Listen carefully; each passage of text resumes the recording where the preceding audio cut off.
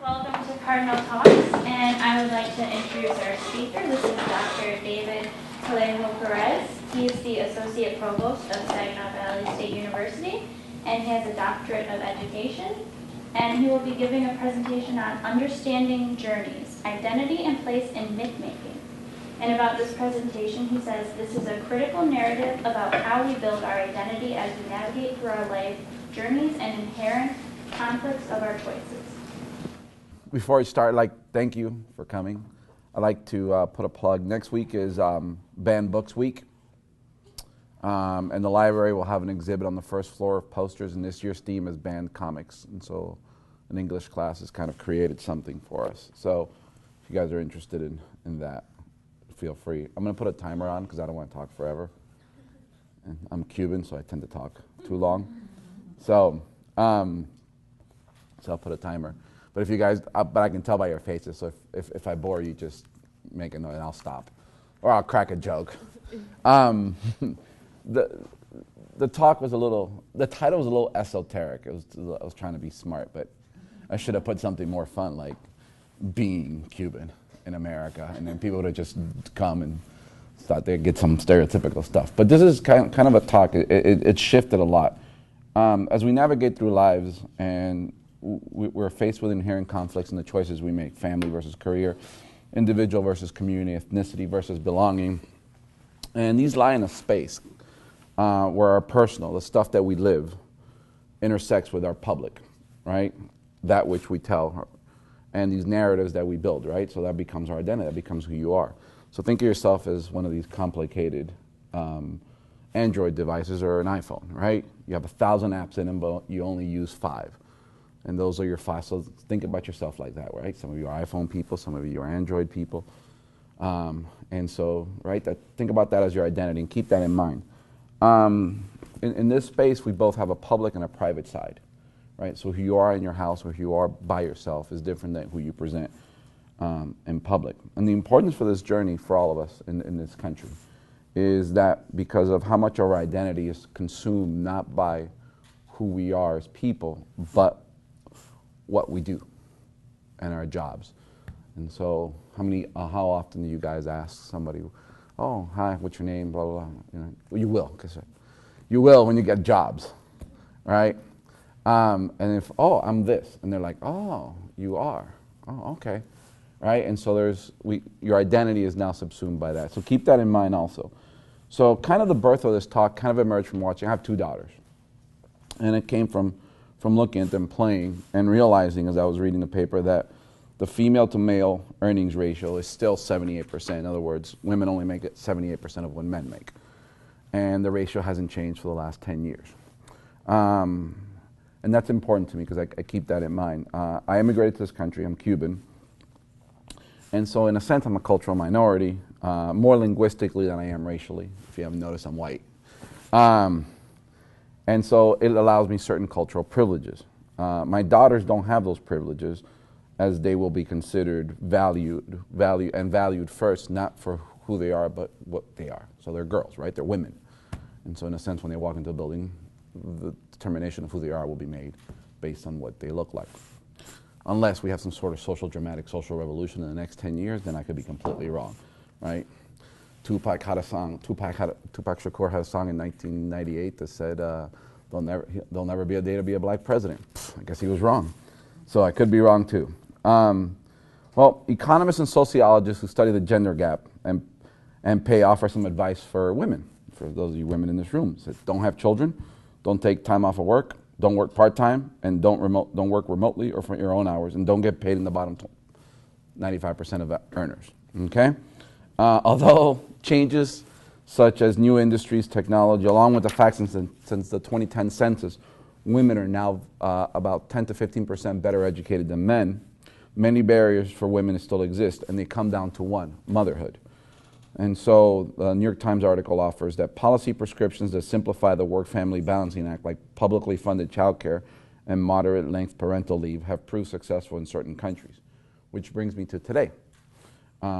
This is a talk about identity. This is a talk about how we define our identity, how we choose to express ourselves. And ironically, this is Hispanic Heritage Month, so figured, hey, let's find a Hispanic guy so we can put him in the first TED Talks. So there we are. But I want to complicate this. When I want you to leave here, I want you to leave confused. And that's not a bad thing all the time. Sometimes it's a good thing. And for this time we're going to spend together, I want you to be confused. Louis Rubin, who writes about Southern literature, recounts the idea of identity, and he tells a story about a friend of his meeting two of the most famous American poets, Donald Davidson and John Donald Wade, who spoke like good old boys, he said. When Rubin goes to bed, his companion asked about why these literary icons were behaving so crassly. Well, Rubin responded that what they were doing was demonstrating to each other, but most of all to themselves, that they were still Southern boys. They were, to put a more formal construction upon it, asserting their community identity. Okay.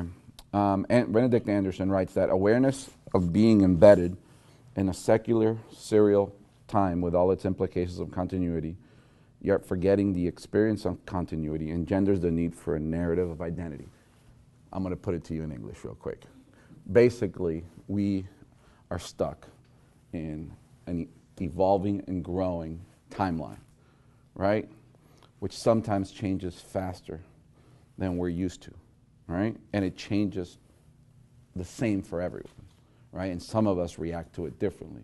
Therefore, what that puts us in a position to constantly have to rethink who we are, so to create our identity, right? And that's an important thing, because that's those moments where you have to think about who you are, and that's how our identity is formed. So over time, we built different narratives. So when we meet with each other, we have things in common. So Benedict Anderson studied people in Polynesians, right? And so if you understand Polynesia, right, it's a bunch of islands in the Caribbean that all kind of look alike, right? In terms of their culture, they have similar language, but when they come together, they're not really alike, okay? And I want you to experiment with this. When you go back home every year after college, realize how different you are than you were before, and realize how different you are than your friends. But however, how you come to forget those differences to try to build a bridge so you guys can still get together, right? And so in a sense, identity for Anderson was not innate. In other words, it wasn't born in us. It was culturally and historically created by these narratives that cooperate with each other. So for example, history with literature. And then at the same time, how we were conscious of those narratives, right? So, and just think about that. So I want you to go back deep down inside of you.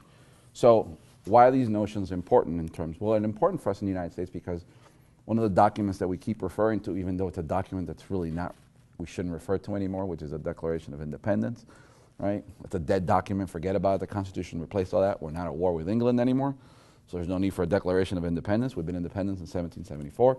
So when people on TV say, well, the Constitution says, and they refer to the Declaration of Independence, they don't know what they're talking about, so just turn them off. Well, anyway, long story short, it says on there, the pursuit of happiness, right? Happiness has nothing to do with you being happy. It's about money, right? It's about rich, right? So in a sense, if you look at the Declaration of Independence as a document and you look at many of the social implications of the American Revolution, it really is about the ability for Americans to control their own destiny financially, right? And if you're a Marxist historian, you say that the Virginian planters were in huge debt to the creditors, and by becoming a nation they can get rid of them. The New England people wanted tariffs to protect their industry, but in the end the pursuit of happiness is really about financial gains and the ability to be self-sufficient, which is really instilled in our schools to us from the time we enter school all the way through college, right? That's why you should get this major so you can get a job, right? Don't worry about what you're learning, just get a major so you can get a job. So American psychologist William James sums this up really interestingly. He says that a man's self is a sum total of that he can call his. Not only his body and his psychic powers, but his clothes and his house. Okay? And there's a point to it. How many of you guys ever bought a new car, first time you got a new car? No? No. When you get something new, right, you have this feeling inside of you, like when you get your first, something that's, you feel better, so you're like, that's what he's talking about. So it's ingrained in us as Americans. It's the one common thing we have between us. At the same time, some authors write that Americans are racialized beings. Knowledge of who we have been, who we are, and who we'll become is a story or text we will construct. So it doesn't matter if you are of the underclass. And think about racialized as more than just race. Think about it in terms of gender. Think about it in terms of religion. Right? So you've either been oppressed or you've oppressed. In a sense, you've either been on the minority side or you've been on the majority side in one time or another. And so therefore that has an advance. Even if you haven't, our history is based on that. Right? In terms of the notion of being American is being one. So therefore, in a sense, it's ethnic identity, is taking parts of ethnic identity that can then be folded into the culture, but not taking all ethnic identity and creating a new ethnic identity. So the technical advances in media, which allow us to transcend region and local focus of race, gender, ethnicity, sexual preference, and class, have transmutated and impacted our individual interpretation of self. Why? Because regionalism was really important to all of us. Some of us in this room remember a time when there was no MTV, right? So therefore, musical tastes and choices were really driven by region. I understand that some of you guys from the Thumb. Anybody here from the Thumb? No? Okay, we can make fun of them. I understand that the Thumb still thinks of itself as a region, but that's okay. In a sense, no matter where you are, regionalism in and of itself is something that's slowly becoming less and less common, right?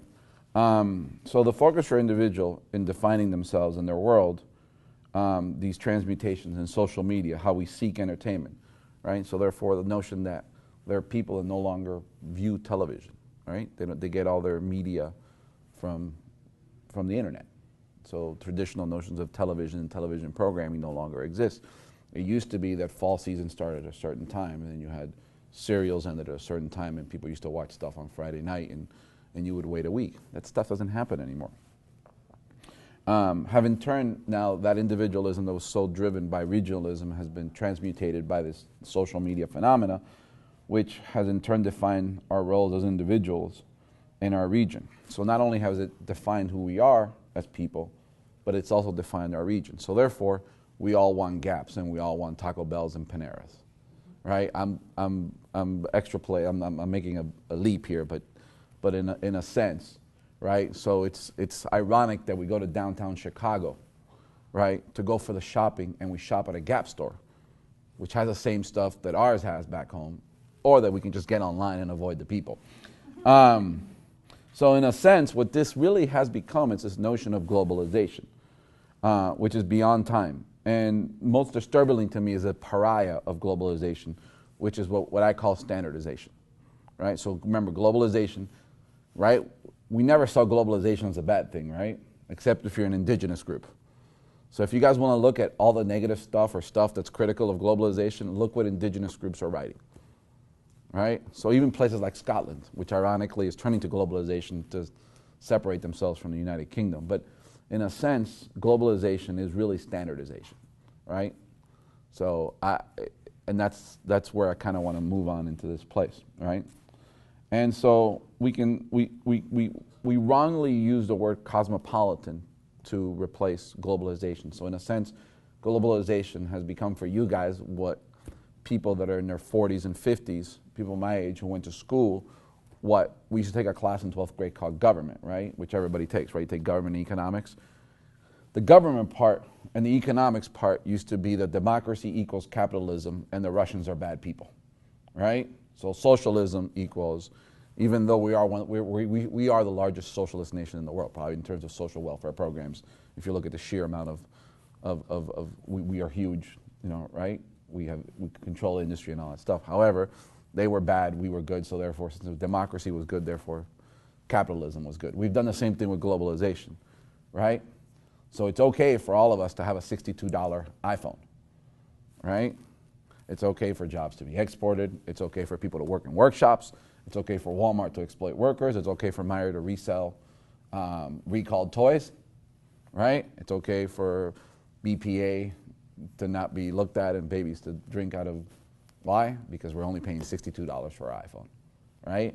And that's where globalization. I am not a Luddite. I'm not against globalization. I'm just telling you, when we look at globalization, we have to separate it from cosmopolitanism. And I'm looking at that from my daughter's point of view and from my point of view. But really, standardization and those prescribed behaviors that come with it are about things like what we eat, what we watch, and where we vacation. I grew up in Florida.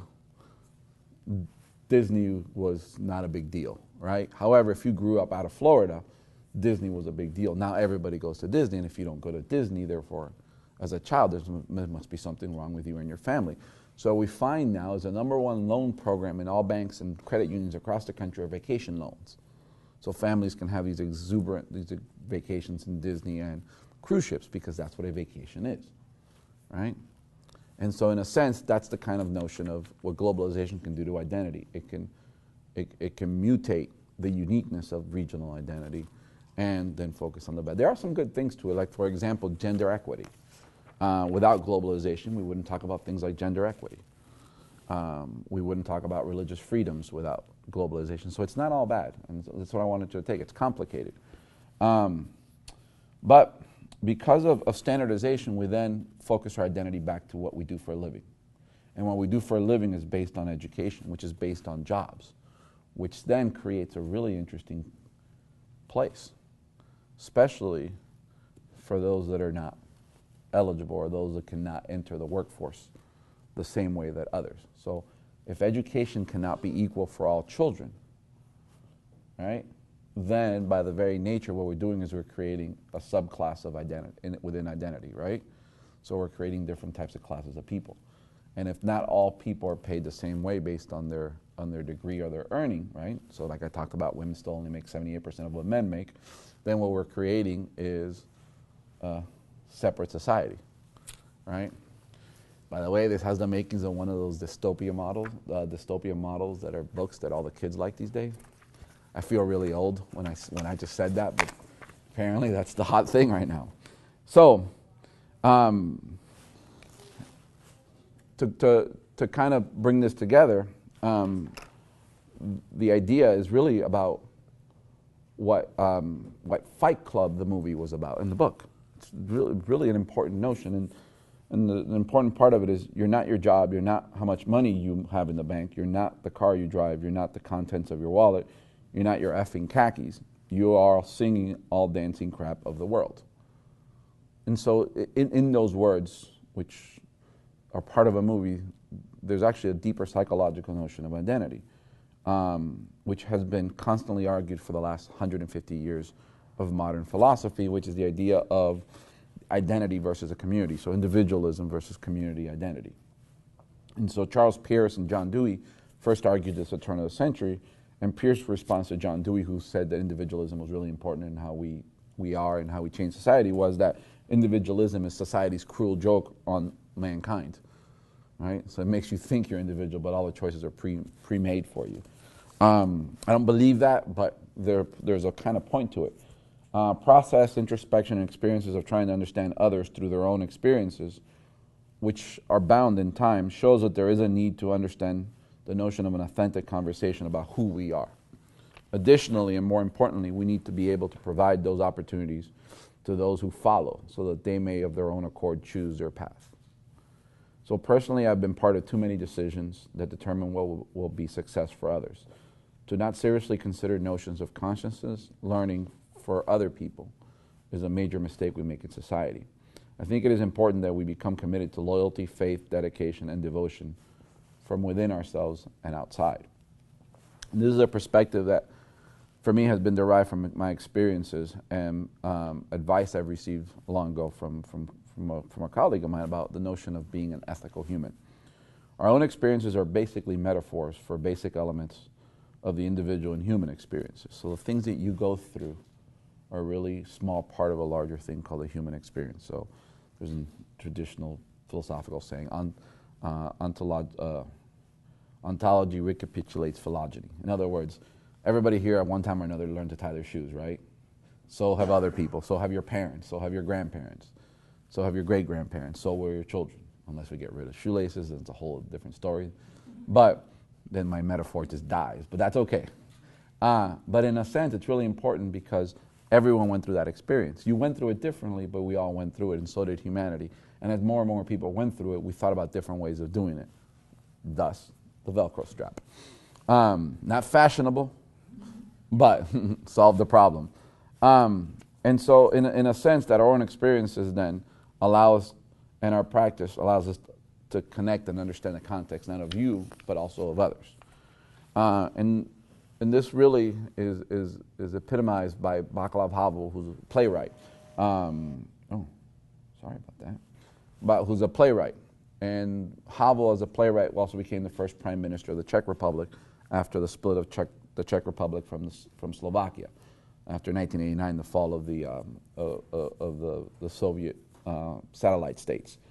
And he's a playwright. And so he writes in one of the more famous plays, Unveiling, where Michael, his protagonist, talks to Ferdinand about marriage. Mind you, the Czech writers and a lot of the writers from the Eastern Bloc countries would write in a lot of heavy metaphors, and what they were criticizing was the oppression, right? And so they would write in these metaphors.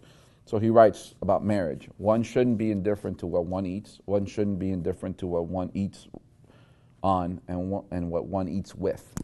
What one dries oneself with, what one wears, what one takes a bath in, what one sleeps on.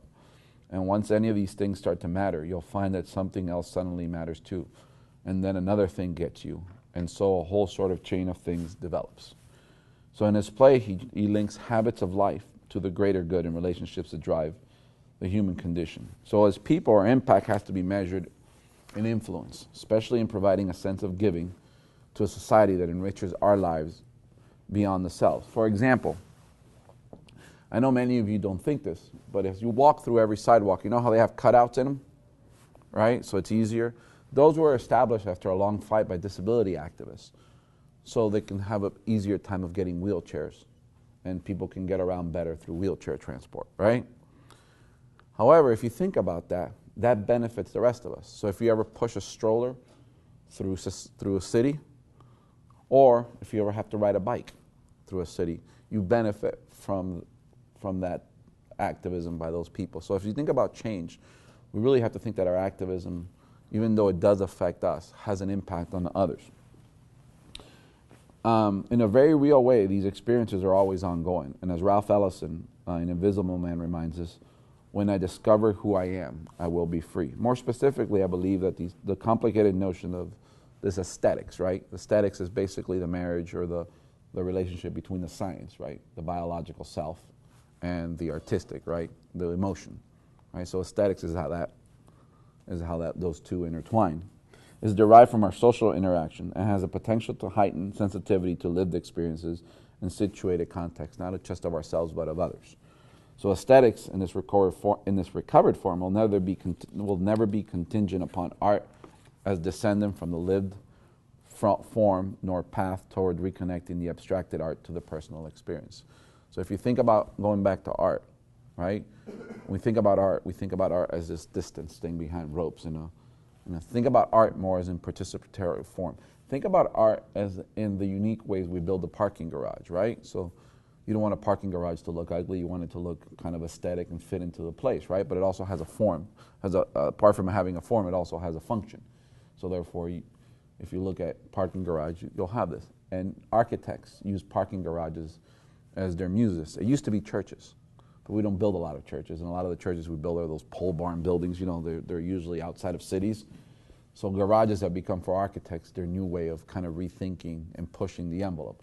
So if you guys want to have fun one day and fall into a rabbit hole, Google image parking garages, especially in Europe, where they're asked to fit within this kind of structured. So it's kind of an interesting metaphor in terms of the aesthetic.